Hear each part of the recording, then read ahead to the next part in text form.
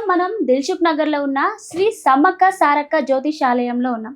ఇక్కడ ఎలాంటి సమస్యలు ఉన్నా, ప్రేమ సమస్యలు, పెళ్లి సమస్యలు, సంతాన సమస్యలు, ఎలాంటి సమస్యలు ఉన్నా మనకి చెప్పడానికి మనతో పాటు ఉన్నారు ప్రముఖ జ్యోతిష్య పండితుడు కోయదర శ్రీనివాసరాజు గారు. మరి గురుగారితో మాట్లాడి అనేక సందేహాలను తెలుసుకుందాం. నమస్కారం గురుగారు. ఓం నమ శివాయ, ఓం నమ శివాయ. జై కొండదేవత అంబవారు పరబ్రహ్మ పరమాత్మ నమ జగతుర్తి పరయా బ్రహ్మ హరిహరాయ శ్రీ గుణాత్మవే సర్వకవతిగామి దర్శ దర్శ దత్తాతిర నమసంతిని సిద్ధి కురు కురు కురు కురు కురు స్వహ. ఓం నమ శివాయ. చెప్పు తల్లి. గురుగారు, ఈ వారంలో తులారాశి వారికి ఎలా ఉండబోతుంది? వీళ్ళు ఎలాంటి జాగ్రత్తలు పాటించాలి, ఎలాంటి పరిహారాలు పాటించాలి గురుగారు? ఈ తులరాశి వాళ్ళకి మనస్తత్వము శలావరికి ఫ్రీగా ఉంటుంది. మనసు ఆలోచన విధానము, మనసులో ఏ విషయమైనా కూడా యథార్థంగా మాట్లాడుతుంటారు. ఎవరు వచ్చినా కూడా కనెక్ట్ అవుతుంటారు. ఎవరు ఏ మాట చెప్పినా కూడా ఆ మాట మీ ఇల్లు కరెక్ట్గా కనెక్ట్ అయిపోయి అదే నిజం అనుకుంటారు.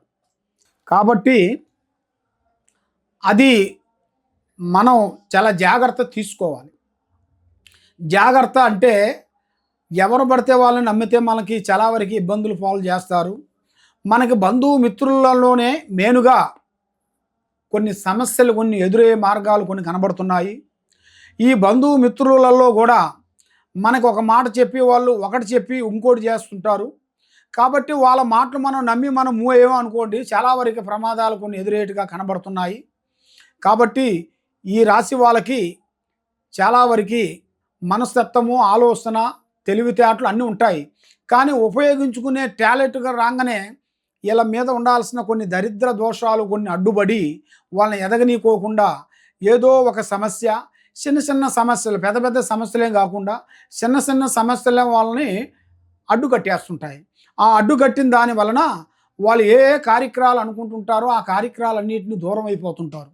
కాబట్టి ఈ తులరాశి వాళ్ళు మేనుగా ఆ భగవంతుణ్ణి మీరు పూజించాల్సింది. గ్రహాలు కొన్ని తొలగిపోయినాయి, నవగ్రహాలు కొన్ని తొలగిపోయినాయి. కాబట్టి వీళ్ళకి మేనుగా గురుదశ మంచిగా ఉంది. గురుదశ అనేది వీళ్ళకి స్టార్ట్ అయ్యింది. కాబట్టి శుక్రదశ కూడా వీళ్ళకి ఎంటర్ అవుతుంది. ఆ శుక్రదశ కానీ ఎంటర్ అయితే వీళ్ళు అనుకున్నది ఏది అనుకుంటారో దాన్ని తప్పకుండా సాధిస్తారు. సాధించి అభివృద్ధిగా పొందే యోగం అనేది ఇలా జాతక ఫలితంలో కనబడుతుంది. కాబట్టి వీళ్ళు ఏ కార్యక్రమాలు చేయాలనుకున్నా కూడా కొన్ని జాగ్రత్తలు తీసుకోవాలి. ఎవరు పడితే వాళ్ళని నమ్మటం కానీ, కొన్ని స్త్రీల విషయాలలో కూడా కొంచెం జాగ్రత్తలు ఉండాలి.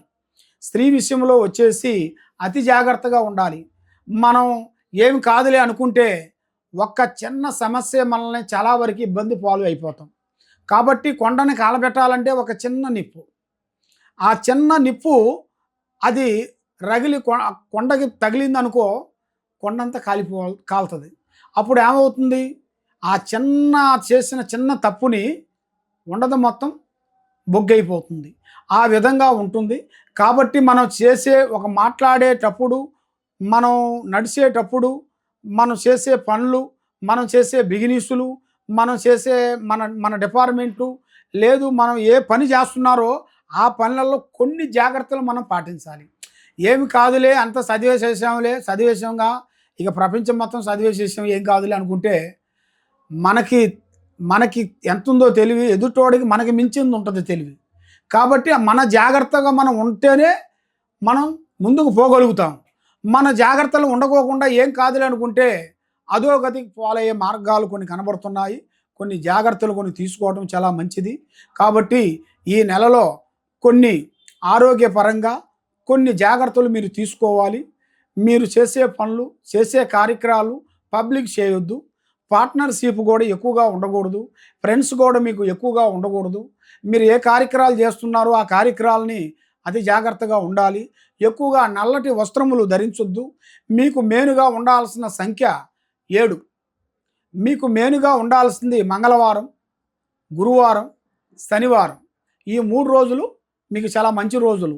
మీరు ఏ కార్యక్రమాలు చేయాలనుకుంటున్నారో ఈ 3 రోజులు మీరు ప్రారంభం చేయండి. మీకు అన్ని శుభాలు జరుగుతాయి. ఓం నమ శివాయ. గురుగారు, తులారాశి వారు ఏ దేవుణ్ణి పూజిస్తే మంచిదంటారు గురుగారు? ఓం నమః శివాయ. ఈ తులరాశి వాళ్ళు మేనుగా పూజించాల్సింది శివుడు. శివపారాధన చేయాలి, శివాలయానికి వెళ్ళాలి. శివాలయానికి వెళ్ళి ఒక 9-10 ప్రదర్శనలు చేసి వీళ్ళు కంపల్సరీ సోమవారము ఆ విధంగా చేస్తే మంచి శుభ ఫలితాలు పొందుతారు. ఓం నమః శివాయ. చూసారు కదండి, గురుగారు చెప్పింది తప్పకుండా ఫాలో అవ్వండి. మీకు ఎలాంటి సందేహాలున్నా, ఎలాంటి సమస్యలున్నా ఇక్కడ ముఖం చూసే జాతకం చెప్తారంట. మరి కింద స్క్రోల్ అవుతున్న నెంబర్కి కాల్ చేయండి, గురుగారిని సంప్రదించండి. Thank you.